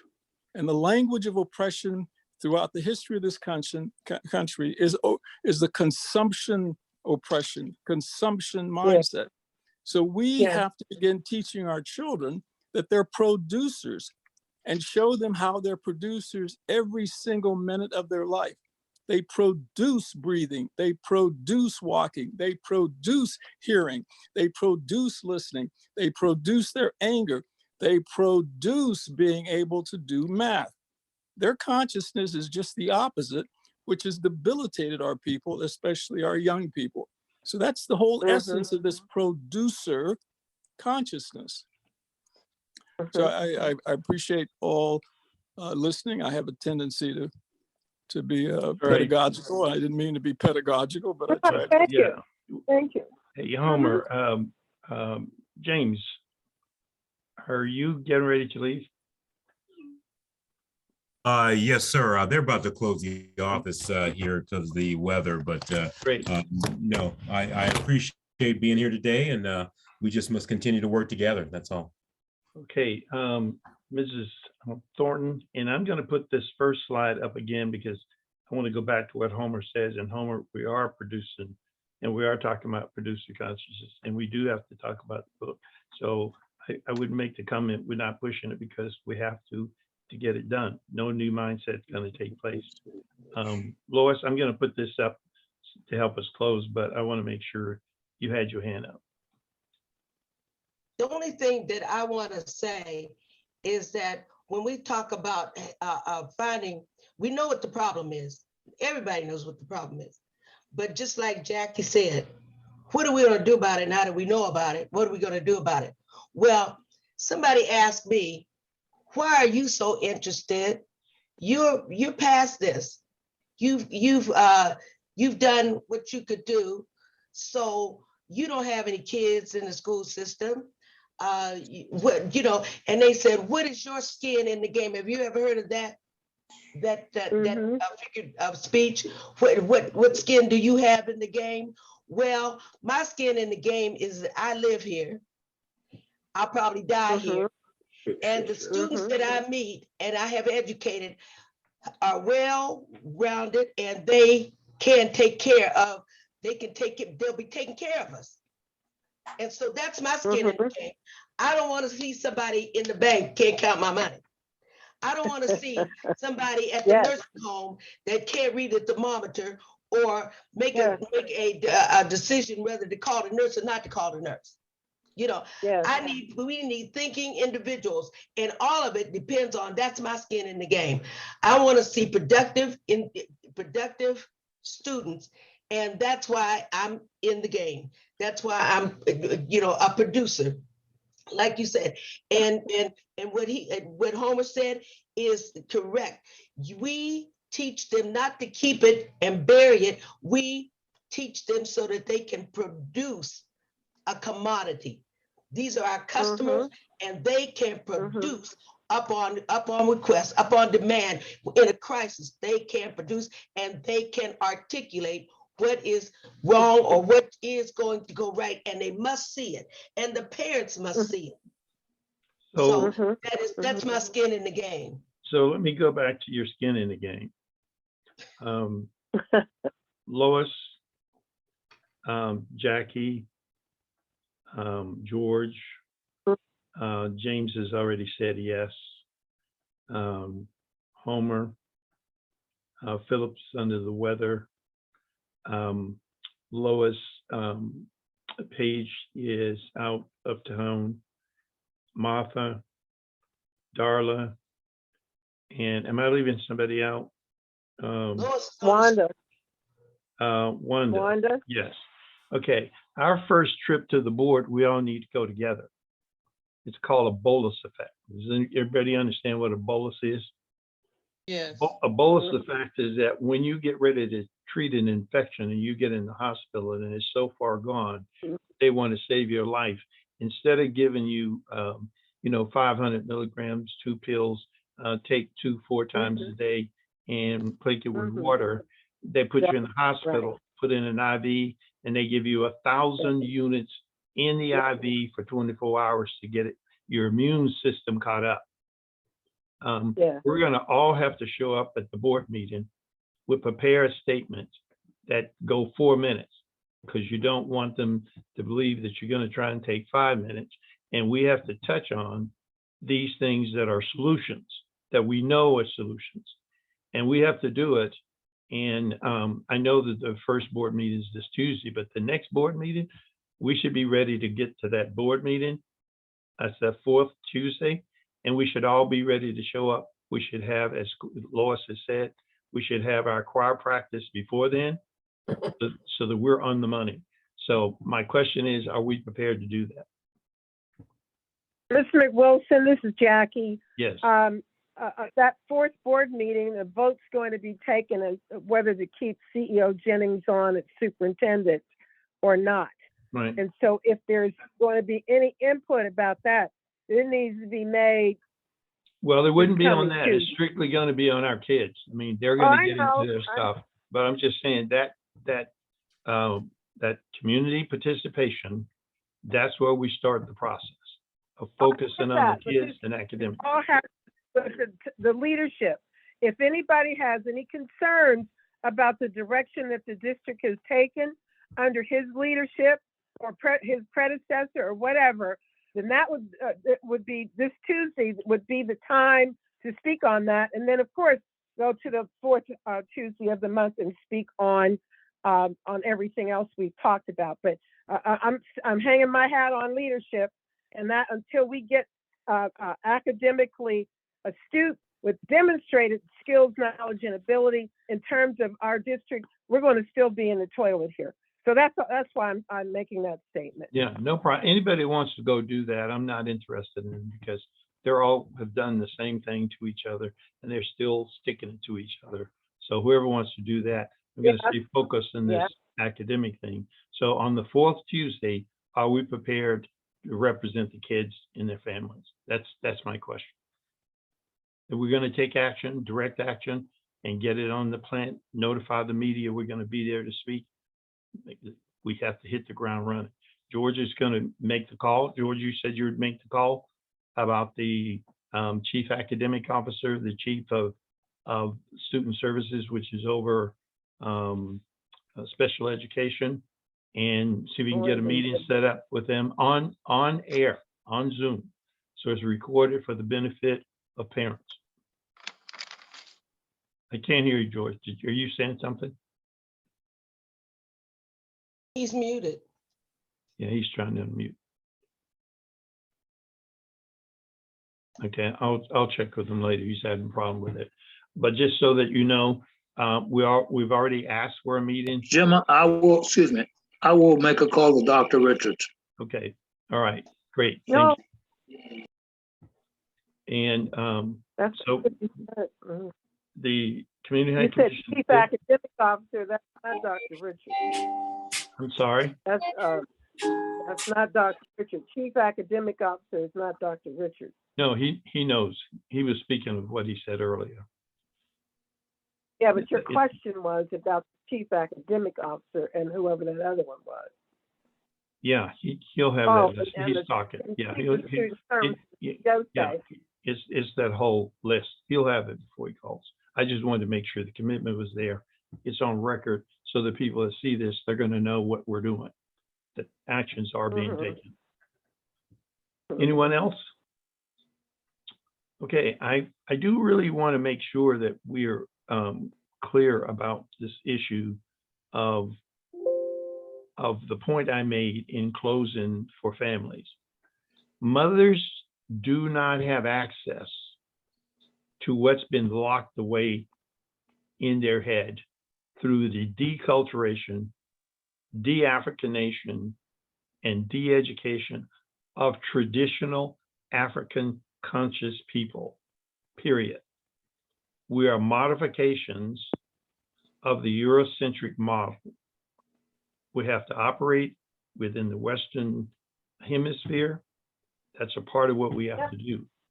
But if you don't know where you come from, then where you're going is not going to make a difference, because from 54 to now, they have had 13 5-year plans. And all of them have wound up right here at an F. That's not going to change unless we change it. The kids are going to school unprepared with knowledge of self.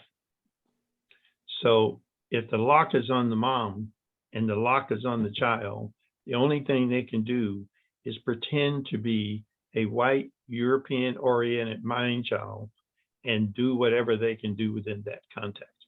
They can be successful, but I repeat, we have more PhDs, we have more people making money at the highest level, and they have not liberated us from the F because they don't know.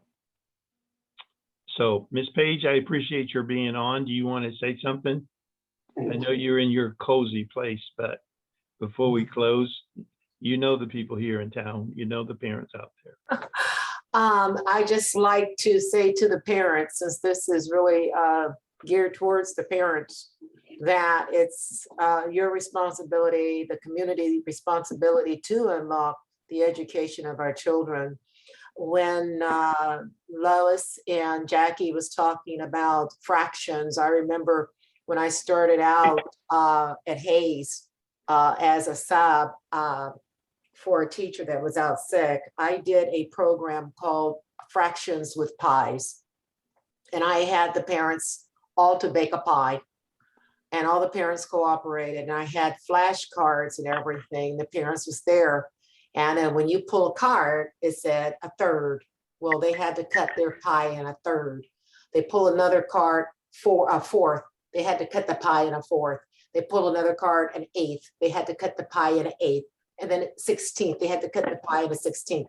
What it did, it visualized and it made it relevance to what a third, what a fourth, what a half, what it meant. And my sister thought it was phenomenal because she's an elementary teacher. And she says, how did you come up with that idea? I says, when I went there to the school, I noticed that the kids did not really realize what a fourth or third or whatever it was, the fractions.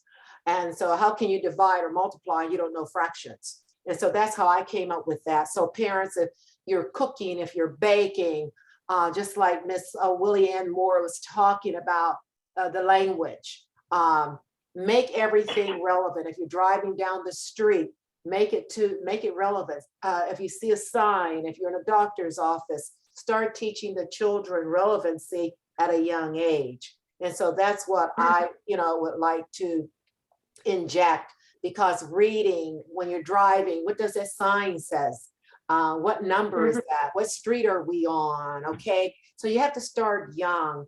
And if you don't know those fractions by 9th grade, timetables, multiplications, and the language, you will be lost from grades 9 through 12.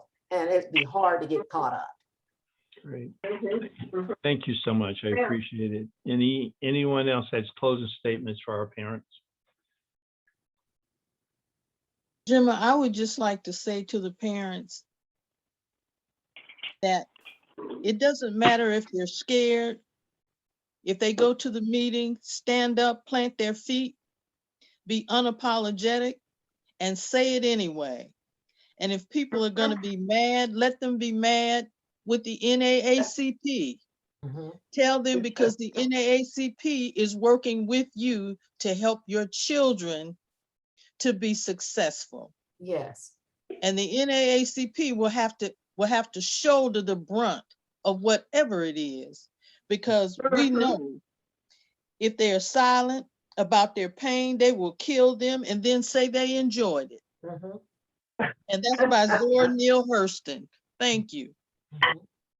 Well, on that note, parents, you and family members, those who don't have families, but families, this is going to be posted in 2 parts. The presentation is going to be posted as part 1. The discussion is part 2.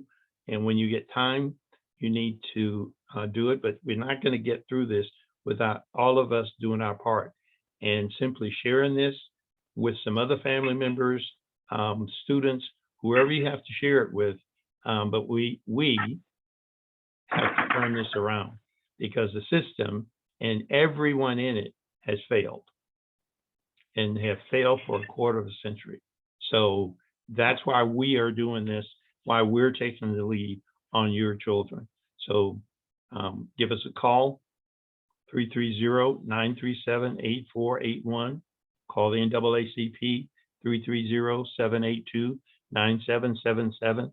It doesn't matter what it is. Nothing is too small or too large for us to put our collective heads together and work with you to help get your children a better education.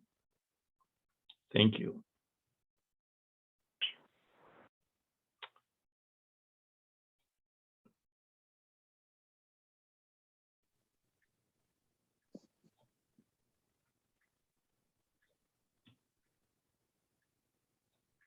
Okay, folks, seems like we're good.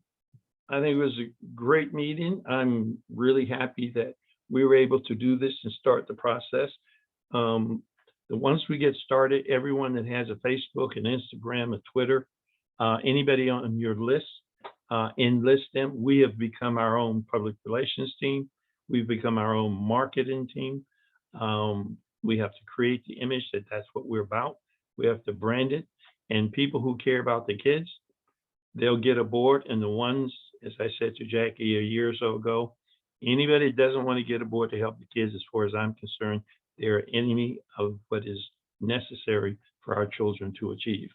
I have no problem with that.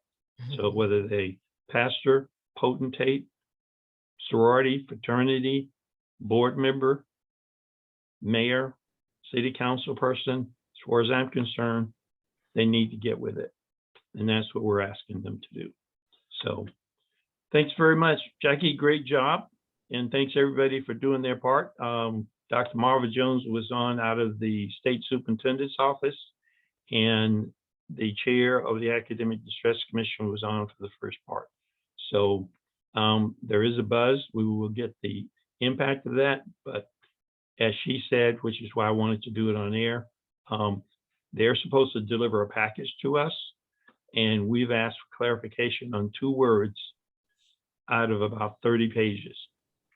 Voluntary and voluntarily. That's how important words can be. And those 2 things could make the difference between accelerating our process and decelerating our process. So we will keep you posted as to what that is. Okay? Anything else, Jackie? Thanks for inviting me, everyone. No problem. Question, Gemma. Now, with this recording, what are they going to do with this?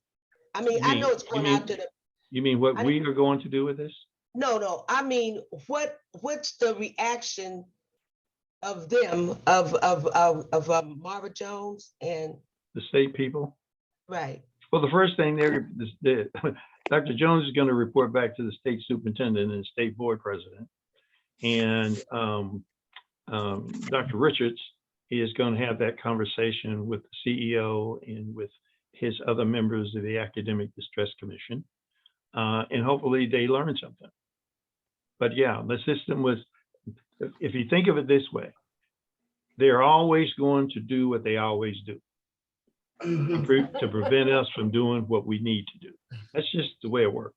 Whether it was the Black person, Dr. Jones, or whether it was the white person, Dr. Richards. We just have to be straight up. We're going to do what we're going to do. Well, Gemma, the whole thing is that I'm a part of it because it's not a witch hunt with me. I'm not out there to say who's right, who's wrong, because everybody's had a little bit of skin in this game. Mhm. You know what I'm saying? Everybody. When you say you don't know what's going on in your neighborhood, then there's something wrong with you. Yeah. There's something wrong with all of us when we say we don't know what's going on in the city schools. And that is my skin in the game because I know. So, and if you care about your community, then you care about what's going on in the schools. That's right. And the students you meet, because one way or the other, I'm going to see them. Yes. So, and I care about them. I care about my community. So that is my skin in the game. So maybe that's a. Well, Lois, that's part of that middle side, okay? Where we disengage in our own, and that's the problem. We have this nonchalant. Well, I don't care. I got to get mine, and you know what I mean. And it's not my community. It's not my trouble. It's not there my you go. kid. I already raised my kids. Right. So why are you out there? Thank you. Yeah, because I just wanted to say one thing too. We have a lot of seniors that we're not tapping into their resource. Retired, that they can help our kids. Learn how to read and write and math. That's right. Yes, And, they Philip, well, Philip, that is the reason why we're doing what we just did. Because once that goes on YouTube, anybody and everybody will be able to share the link with someone who can make the decision whether or not they want to help our kids. But it gives us exponentially access to be able to do what you just said. Yeah. No, I'm mad at myself for not mentioning it. You know what I mean? So, all right, all you retirees out there who's my age, all right, all you baby boomers not doing anything, come on now. Okay. Come on back and help, So also I put up on the screen just as a part of the closing, the task force on best academic practice models for Black students. We're trying to bring this to a close because then the local task force is going to have to go into this because this is at a state level. We were pushing this at a state level for all districts, but specifically we were dealing with what's going on here in Youngstown. So people, once we bring this to the table, you ask the very same people in the city that was asked at the state level. It was the state superintendent, the state deputy superintendent, the state board president, the vice president of the board, the education committee of city council. If we're going to do a task force here and do a stakeholder meeting on it, it will already been sanctioned by the state.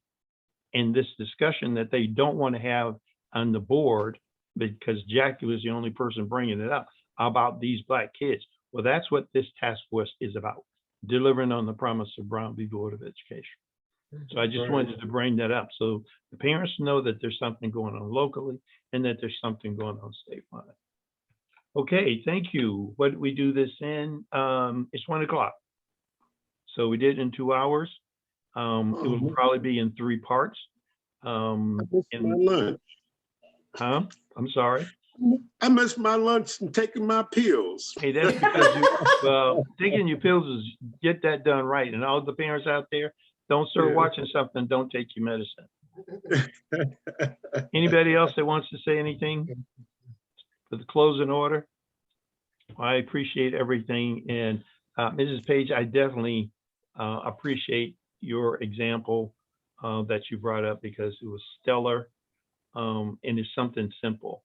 And when I was in the kitchen the other day, making 2 pots of collard greens, and I made 2 pots of collard greens and 2